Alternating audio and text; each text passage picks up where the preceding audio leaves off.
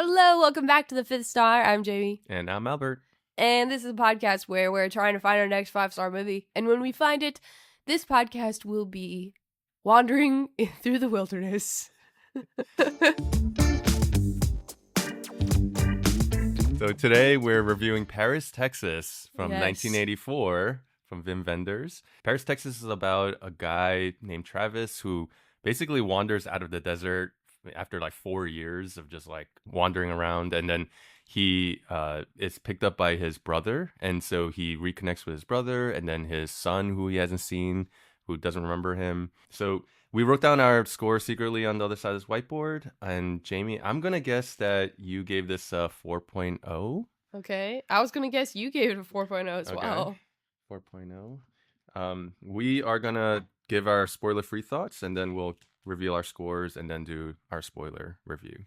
So what did you think of Paris, Texas? So I liked it. I am a sucker for kid actors that are good. He was really He good. was so good. He was so compelling. Mhm. Also, I'm sick, so that's why my voice sounds weird. But yeah, he was so compelling and like just genuinely felt like a real little boy. I could tell the director was kind of like, just play, like when he's playing with his action figures, it felt so real. And he was also just so young. I'm just very impressed by that. And then I love like the whole father-son relationship and that kind of being what like softens a person. So Mhm. I'm like a sucker for those kinds of storylines. Yeah.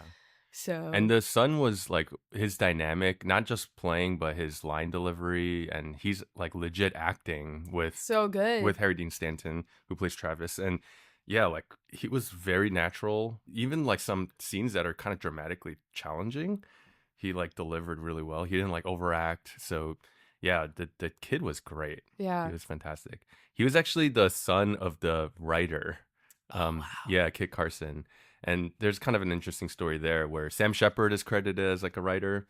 He kind of wrote the first half of the movie and then went on some other project. Wim Wenders was like recording it, and then they basically ran out of script, and he kind of like pieced together like the second half of the story, Yeah. except for the final scene of dialogue. Okay. And then he called Sam Shepard back up and then had him like write the final dialogue.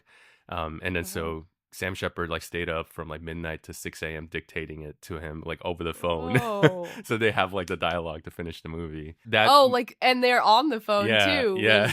Wow. Yeah.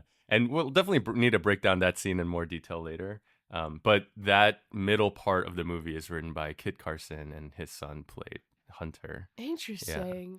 All the acting was good, like all around. Mm-hmm. Everybody did incredible. I will say, it was pretty obvious, like from the beginning, that it was the same director as Perfect Days. Yeah. Because so much of the shots and the vibe were so similar. And I was like, it's crazy that these are like 40 years apart. They still have the same kind of DNA and essence. Yeah, basically. And the cinematography in Perfect Days and in Paris, Texas are just like really great. I would say, the acting was very good. The writing was good. But to me, the standout of this movie is the cinematography. Yeah, it's just beautiful. It's just so beautiful. Like every frame, and, it just looks kind of like a painting or something. Yeah. So the colors were really interesting. After I finished watching it, there was a part of the movie that when I first finished watching, I was kind of like, I don't really know that I'm really connecting the theme well. Like, I'm not really sure how to feel.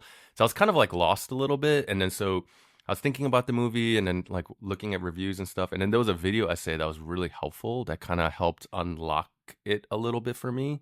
And so they mentioned how there's kind of repetition of two different color schemes. One is like red, white, and blue. So a lot of the outdoor stuff and the stuff they're wearing, like Travis has a red hat, they're driving a blue car. Like, so there's a lot of red, white, and blue in kind of throughout the movie. And that's supposed to kind of symbolize this like Americana nostalgia. And then it's contrasted by the color green, which, with fluorescent lighting and all that kind of stuff, where you have these really harsh, intense, like scenes that are lit by green. Like when Travis first, is found, collapsed out after he comes out of the desert and is being worked on by that like German doctor, right? It's like this harsh, like green light that's on him on the operating table. And so that green is supposed to like represent this like really like stark reality.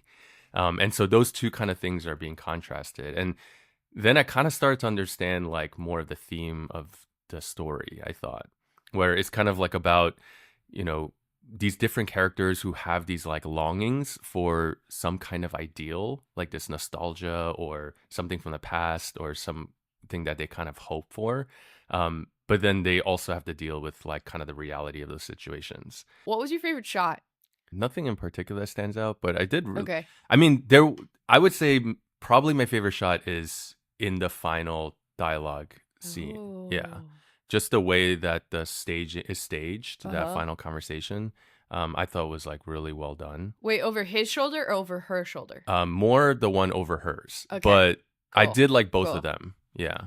What My about for you? favorite was the spaghetti junction, and they're in the back of the pickup truck, Oh, and okay. you just see that like kind of low angle When of he's talking with his son. Yeah. and they're like eating McDonald's or something. Hmm. And oh, it just looked so good. They looked like a painting. It kind of reminded me of like Norman Rockwell. I Okay. know we mentioned that Yeah. in the last episode, but Yeah, and I'll say like this movie is like really highly regarded. And I kind of knew that going into it. It did feel a little like it was hard for me to kind of emotionally connect ultimately with some of the characters and the story. And it felt like because it was me more like admiring a piece of art mhm. than really being able to like feel it emotionally. Like the cinematography is beautiful and the acting is really good and things like that, but like I just had a hard time like really connecting emotionally with the characters. Is And it the pacing? It was very slow it was really pace. slow, and I didn't mind that so much because they do a good job of like you have all these questions like what happened over the 4 years, like why did he just randomly start walking into the desert, and like so you kind of have those things that you're wanting to find out, and you don't find out till the very end, right? um and so it did keep me like intrigued, and I was still like watching along and trying to figure out what happens. But then, you know, in the end, like we kind of get all the exposition and get all the explanation, and you feel some of the emotions. But I think the problem is at the end of the day, like we end up just hearing them talk about these things, but we don't really see it happen. And so the one movie that this made me think of that as a contrast was Blue Valentine, Mm. because Blue Valentine is also about a married couple that has a lot of issues, and there's a lot of baggage that they both bring into it, and there's a child, right, that they love. But in Blue Valentine, like you kind of see them fight, you see them argue, you see like the good and the bad times, and you see like the dynamic with the kid, and you kind of see like all the ups and downs of their relationship. And Well, so and it cuts between flashback and yeah. present And day. then so which even in Paris, Texas, like does that a little bit through like the home video 16 millimeter thing. Cause you see like the past of how they were together. And so you kind of see like how much they loved each other and all that kind of stuff. I feel like it was harder for me to like emotionally connect with these characters. And it's weird because I have these personal experiences that I can relate to. Like my parents got divorced when I was really young, and I had the experience of like seeing my biological dad when I was 8 years old, and I didn't remember him really before that, you know. And so I have like a lot of points that I was like, oh yeah, I kind of know what that feels like, but there was just like this layer that I couldn't really like break through emotionally, I think. Mm. Yeah. Interesting. Yeah, I do keep thinking about. I mean, I can't help but keep comparing it to Perfect Days. Travis became such like a lovable character to Mm, me, in the same way that I can't remember his name. The main character for Perfect Days. They were very similar, both really quiet, both really reserved, barely said anything until like halfway through the movie. yeah. And then they start to kind of come out of their shell, but they're just very like lovable and quiet, soft-spoken, sensitive. And then the fact that like he doesn't reveal anything until the very end, until the third act, Mm, it's like the same in both movies. yeah. I liked him. I liked his brother. Mm, I liked the son. The wife gave me some weird vibes. I think it's because she was so touchy. yeah. But I was like, is she Well, like she was French, so she was French, but like she kept touching her Travis. brother-in-law Yeah. Travis in strange ways, and I was kind of like, she into him? Like, I couldn't tell. So that gave So me some weird the vibes. way that I read it is like she felt kind of concerned for him and was Right. almost treating him like a little kid Huh. because he he's like seems like he can't really even function, or he's like seems so out of it that she's like Yeah. very concerned. So I think it kind of was coming from there It was because odd. yeah, I definitely felt that too. And Okay. then I was like, oh, is Travis gonna think that she's kind of interested or something like Yeah. that? I don't know But why. thankfully, like that doesn't really go Yeah, that doesn't go anywhere. anywhere. Yeah, It was just in my head, I guess. She's just French. yeah, Do we want to go to spoilers? yeah. Let's do it. All right. So we both guessed each other would give it 4.0. I gave it a 3.5. Yeah. Dang. Well, you got me. Okay. 4.0. Nice. Yeah. I mean, Nice. I really did feel like I wanted to give this a 4.0. I think Uh-huh. technically this movie is really well done. Oh, yeah. It's like the cinematography again is great, the writing, the acting. I think technically this might be a 5-star. I could Technically, see that. it And the just, soundtrack too. The music is yeah. fantastic. But because it didn't have that, like, emotional hit, it became a 4 for Oh, so me. you agree. You agree that like the emotional part was not really kind of hard to connect to? So it's mainly the third act, Okay. which we can get into Okay, now. so getting to spoilers. The main thing was that, so when they finally find his wife and she's working in like a Like a peep show. prostitute Yeah. type peep show thing, they have like everything is now suddenly revealed. And then it kind of leaves you hanging a little bit at the end where he's like, go see our son. I mean, he explains everything and she explains everything too. Basically, there was some like domestic abuse involved, Mhm. and they finally reached a breaking point, and so he ran away, and then she gave the son to the Brother-in-law. brother-in-law, Yeah. and he's like, go see our son, but I won't be there. And so he like watches from a distance as she like reunites with their son in Mhm. the hotel room, and then the movie just kind of ends with him driving away, and you're like, I wanted this to end a little more Was it too like nicely. yeah, was it too like bittersweet? Too Kind much of. bitter? It was sort of like, okay, so now the son's gonna live with the mom now, but he just built up like this beautiful relationship with his son, and it Yeah. was very like redemptive and Mhm. sweet, and they bonded, and the way he went about taking his son from the aunt and uncle was pretty terrible, Yeah. because he just took the son and didn't tell them, and then And it, forced the kid to tell them. I was like, over the what? phone, yeah. I And was he's like, like, just hang up, just hang up. I was That like, scene was so dude. good though. It was Yeah, like it was really well funny. It done. was And funny. yeah, the kid was great in it. But Yeah. yeah, I just felt like kind of bummed that they sort of ended it on that note. And then I felt bad for the aunt and uncle too, because they like loved him as a son for the And last 4 years. yeah, and I think like, it makes sense. Like Travis is basically saying like, look, I know that we can't all be together because when we were together, like I mean, I set fire to everything, quite literally. But then, so he's like, well, the thing that I can do is like give the mom back to the son and have you guys together, and I'll just leave, right?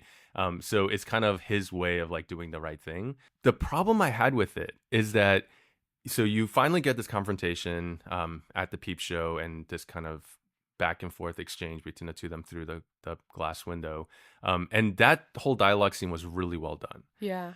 But as they're talking, like they're being so tender towards each other because he's like confessing for the first time, like all his regrets, like what happened.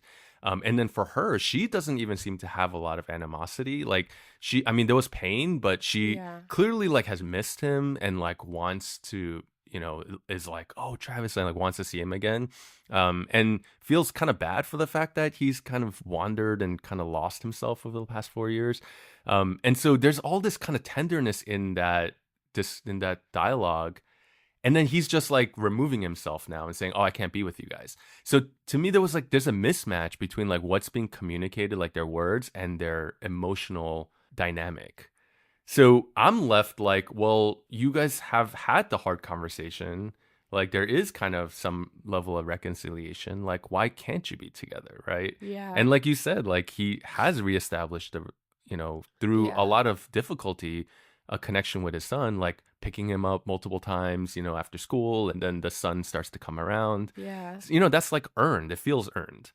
So for him to just like walk out and leave and say, "Oh, I can't be with you guys," and he says the recording, in the tape recording in the bathroom that he gives to his son, but where he's like, "Oh, like I'm afraid that I'm gonna leave, or I'm afraid of what I'm gonna do," and things like that. But I don't know. It seems like a little too extreme, I guess, for Yeah. where he's come to. Well, yeah, and the reveal is so shocking. Cuz like when they reveal that he's like was a domestically abusive, it's like Yeah, like he ties her, this ties guy. his belt, ties her to the stove, and Yeah, and I yeah, was like, this guy who we've been following for the past 2 hours is nothing but like quiet, reserved, seems very sensitive, very gentle. caring and gentle, Yeah, and suddenly he's like this horrible person. It's like we saw no seeds of that. yeah. We saw no like hint of that. And so that was like really shocking to be a reveal at the end. Like I was It wasn't actually, set up, yeah, I you agree. know? I mean, I was thinking the first half, like I thought he had like a mental illness or something. It was Mm. giving me a lot of vibes of like Rain Rain Man. Man. Yeah, I thought the same when the thing. brother picks him up and Yeah. is like trying to like manage him as he goes They through go on a road society. trip. Yeah, go on a road trip together. And then so I was like, oh, is that what's going on? And that's why he's not capable of taking care of his son. But then it turns out like that's not the case at all. Like he's Yeah. a fully coherent, functioning, like, Yeah. so it's like, why can't he be a father? I think like he was definitely going for a certain type of like feeling, but it just didn't really seem warranted Yeah. based on like where the characters, what we had seen of the characters, Yeah. and even their dynamic together. But I will say, like, I think what kind of helped me a little bit was how the theme kind of comes together. And so that cinematography theme of like nostalgia versus the stark reality. I do think the theme that I take away is how we can long for the idea of something instead of like embracing the reality of that thing. And so it starts actually with Walt and Travis's dad and parents. So the dad has a wife who's from Paris, Texas, but He likes to say. yeah, he likes to say like, "Oh, she's from Paris," and then when people think he's talking about France, he'll say Texas, right? But then Travis says how he kept doing it so much that he started to believe it, Right. and he almost liked the idea of his wife being from Paris more than who she really was, right? And then like it's interesting because then Walt, he ends up actually marrying a French woman, so it's almost like he kind of takes that dream that dad had and then like lives it out. Manifests it. Yeah. But then even then they're like not fully content because they're like play being parents with their nephew. Nephew. Yeah. And even to the point that like they're making him call them like mother and father, which is really weird because it's like, why couldn't you just tell him like, oh, we're your aunt and uncle and your dad's gone away or something like that, right? But to actually like raise him thinking like, having him think that like we're your actual mom and dad, is like they're living in some kind of like longing of idea of like what this kind of ideal family would look like. Yeah. And then Travis, I think, has a similar thing where he has an idea of like what he wants his family to be.